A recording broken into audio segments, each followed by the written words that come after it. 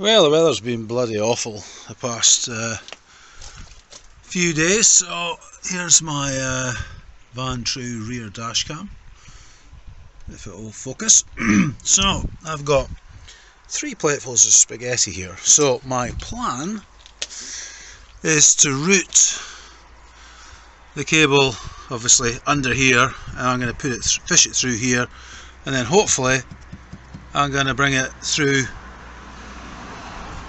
this upper trim panel and then just have the cable coming out.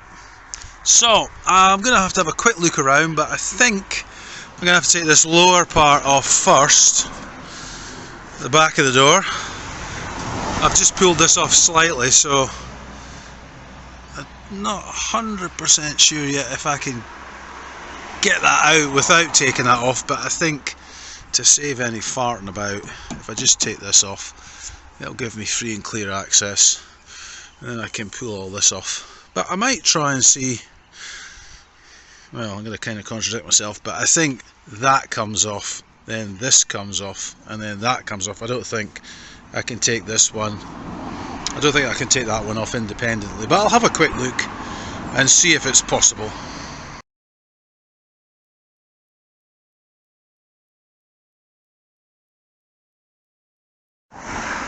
Well, it does in fact look like you can cheat, so I've used this little pry tool.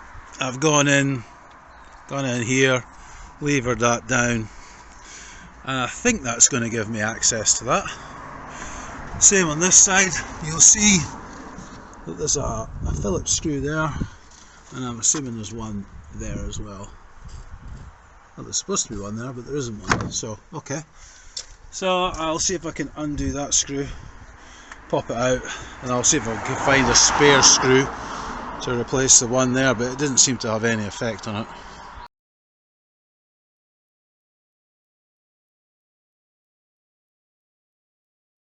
Once you remove the 2 screws there and there, that actually comes out of there quite easily. So I'll just turn this around so you can see where the studs are. So there's 5 along the top and there's 4 along the bottom, but once you undo the retaining screws at the corners, that does come out pretty easily. So now I'll disconnect the cable here from the camera. You get a really long cable with this, and then I'll need to figure out how to route this. Obviously I'm going to go around the liner, and then I'll probably come in about there somewhere, take the cable round, pop these grommets out there and there, and see how that goes.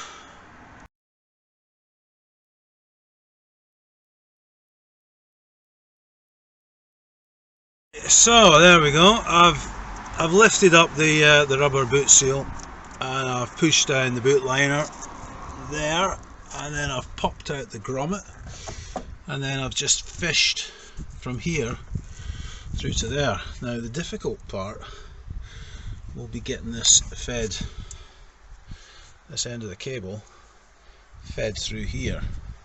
Some people suggest you should put WD-40 in there so it makes it a bit more lubricated. I'll try it dry first and see how I get on, but essentially I want to make this as straight as possible and push it through. You can see there is a bit of a gap, but I wouldn't say there's a hell of a lot of space in there.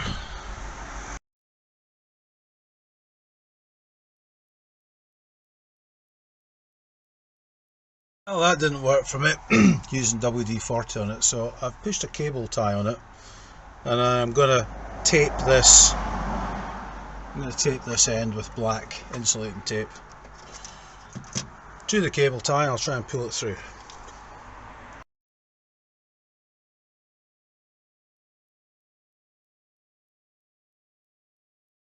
Well, the observant amongst you will notice that that is not black insulating tape, it's red. So I've got the cable tie there. I'm going to pull it through. I'm just going to put spray some WD-40 on here just to make it a little bit slippier, and hopefully that's going to reappear out here, and then I'll take it out through there.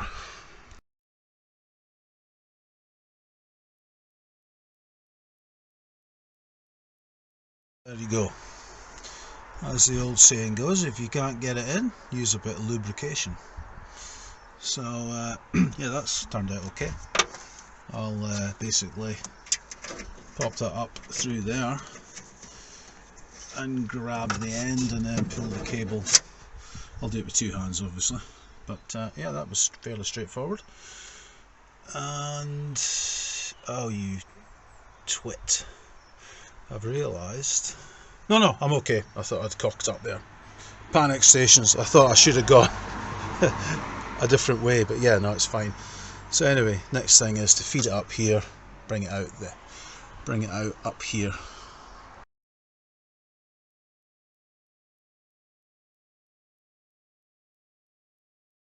And so that's successfully come through this hole.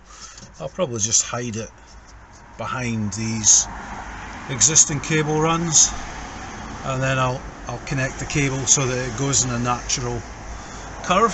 So maybe that I'll have to curve it from there and come in here and then back down, but make sure you pull enough through, because you can always bring this back and then hide it in the roof liner. Well, that's my tip anyway.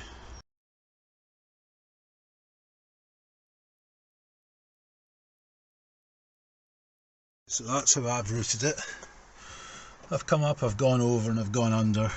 The next thing to do now, that looks okay, the next thing to do now is to see how well this back panel fits on again and where to hide the cable at the top.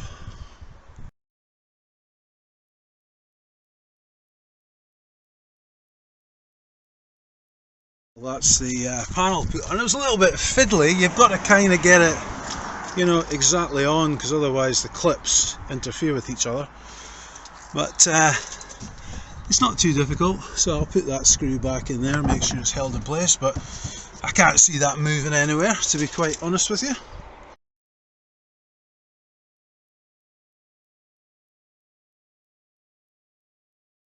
I don't know whether or not you've taken this entire series of covers off. Just start putting the upper, so it's that part, then that part, then this part. So that seems okay there. And I've got this last bit to go on there. I'll just make sure it's on 100%, but yeah, that needs obviously popping in a little bit yet, but everything else seems to be okay. I think that's as far as it goes.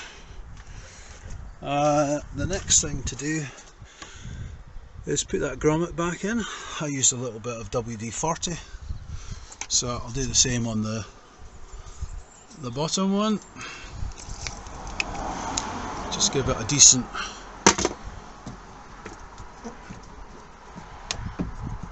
again, I'll do that with two hands, but it's fairly straightforward to go in.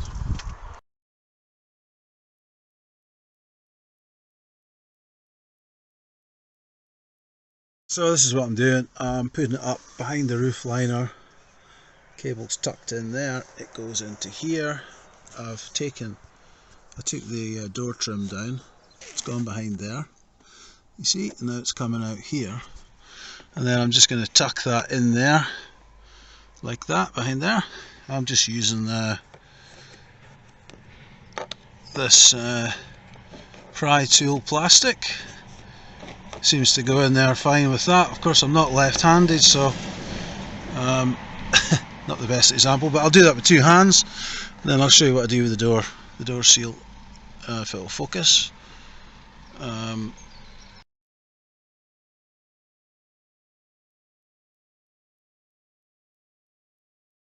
That's the upper grommet in place, and that's the lower grommet. That'll dry out. It did look like that before. What I would recommend, or what worked for me, is put the back edge in and then move to the sides and then push the bit that's closest to you in, and it should go in fairly straightforward. So that's that. That's how I did that. So what do you need? You need a reasonable length cable tie, and you need some insulating tape to tape it up with. Obviously when you pull it through, don't pull on the cable too hard in case you damage it, but have it shrouded nicely with lots of tape. And then, let's say you could use a bit of WD-40, let it slide through the rubber hose there. And obviously you've got two sides to choose from, but because of the way the camera is mounted, the cable was coming from this side, so it wouldn't make much sense having it coming from this side. You could do it that way if you wanted, of course. You might even have the camera coming from this side, depending on how you mount it. But that seems to be doing the job for me. Now I'll just finish off. Come on, focus. I'm just going to reroute the cable, and that'll be it. Job done, hopefully.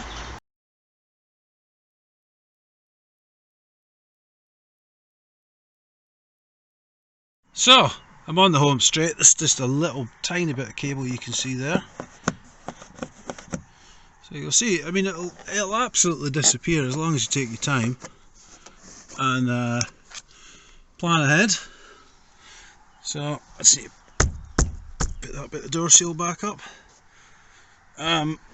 So yeah, there's no sign of any cable there as long as you tuck it up out of the way. You don't need to remove any panels, but the last part you can see I've got this amount of cable, so I need to decide where I'm going to hide that.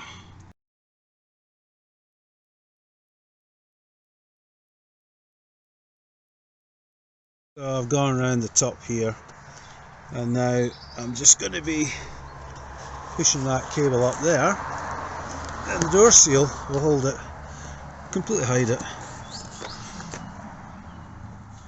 So just take your time, go along it slowly, and you'll hide it. And then of course the next bit's going to be along there.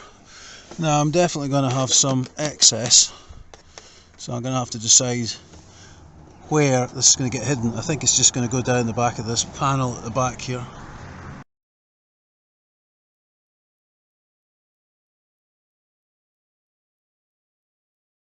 So this is what it looks like from the outside. So basically I'm just going to lift up this seal, tuck all the cable as much as I can in there, and then bring this one round further,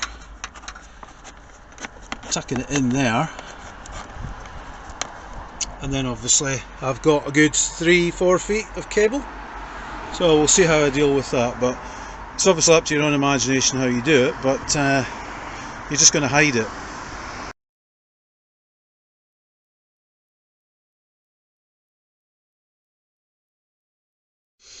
Well, this is for the front camera part. So this is what the connector looks like. It's quite good, or I think it's quite good, because it has a pass through, so you're not losing that that option to charge something or put a charging cable on. So what I'm going to do is I'm going to obviously have this. I might move it to this side, that one. I'm going to put the VANTRUE power adapter there in this side, and then I'm going to thread, you can see my old dashcam power cable there. I'm going to thread this down the side here, and I'm going to go underneath the glove box, and then I'm going to come up this A pillar into there. I've only got this done temporarily at the moment. I'll need to take that out. So this is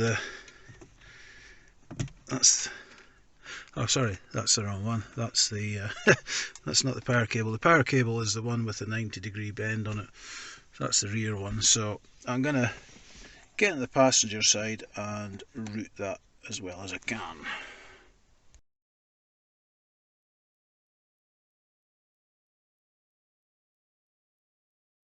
So here's the cable.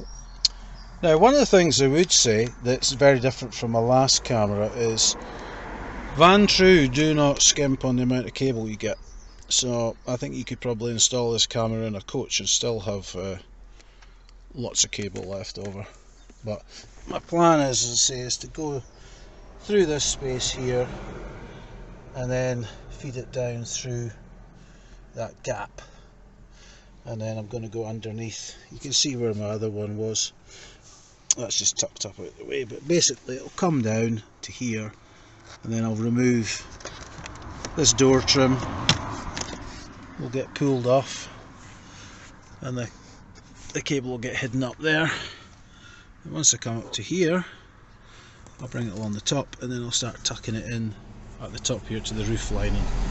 So again, these things are not, it's not difficult, it's just a case of just think ahead how you're going to do it, because if you're trying to feed cables through something, it's a lot easier to feed a little connector like that than it is to feed a USB or a 12 volt power adapter. So this hopefully will take me maybe less than 5 minutes, maybe just a couple of minutes.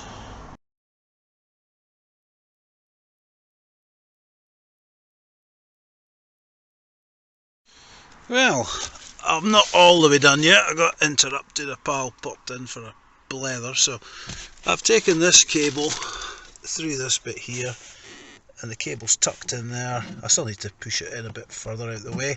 It's up there, goes behind underneath the glove box, comes in here, pulled the door seal out, behind the door seal, and then you'll see I've lifted the door seal up and off here. So I'm going to continue feeding the cable up, and then I'm going to take it around there. So the next step will be once I get the cable up here.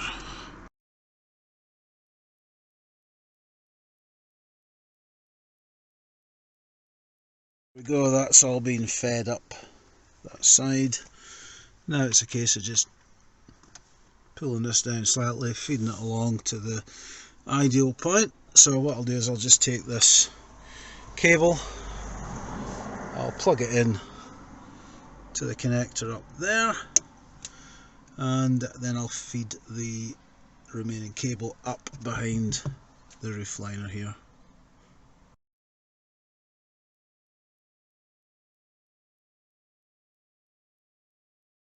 It's all done, so that cable's up there. I don't know if there's any more sort of fiddling about I need to do. I'm looking right underneath. That's the view that I see. So you can see where the cable comes in at the roof liner, but the front camera, the power has gone along there, round the back of that A-pillar, down there, gone down, pull the door seal off, get it behind. I've gone underneath the back of the glove box, cable's gone along and in there, tucked in there, and that's it into the console. So let's see if everything is still working. Well, the green lights come on, the night vision flickered there, and there you go. So let's see if I can adjust that, because obviously I've been messing around with everything. In fact, you can change the view. Right, that's the front. That looks flat. He was the captain of the ship, right? And he was off. Let's see the rear view. That's me, cabin view. That's obviously not quite equal, because it's more on the right. There we go, that looks kind of about it. And then there's the rear view. I'll turn the flash off. So that's obviously the line for the heated rear window, and it's now cut. I can't see that with my eye. There's no sign of these lights, but the camera picks it up. That's the interior one, and then you just press it again, and then you go back to all three modes. So that's that. So any questions, let me know. The video quality seems to be good. You'll have seen some of the clips in this video. If you have any questions or suggestions, I'm quite happy to answer them, good or bad. And if you feel so inclined, please like and subscribe. Hope you're all having a good day, and time for a cup of tea here.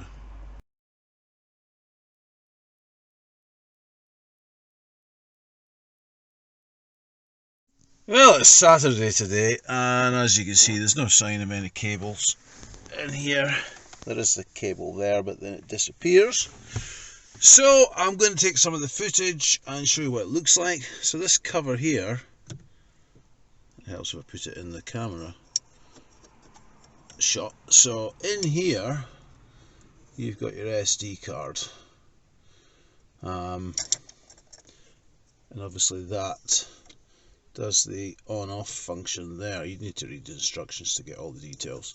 But basically, I'm going to take this card out because I've just moved the alignment. So I've got this card. This is the card I'm using. It's just an old Toshiba 64 gig. I must be, I don't know, 7 or 8 years old, this card. But when you do take the footage from the camera, you can connect it by Wi-Fi, 5G or 2.4G, and so you can do it all to your phone, or you can just take it out. I'm taking it out because I'll just be quicker than transferring it by Bluetooth to my computer to make the video up. But I've got a card reader, so that's going to be quicker and easier for me.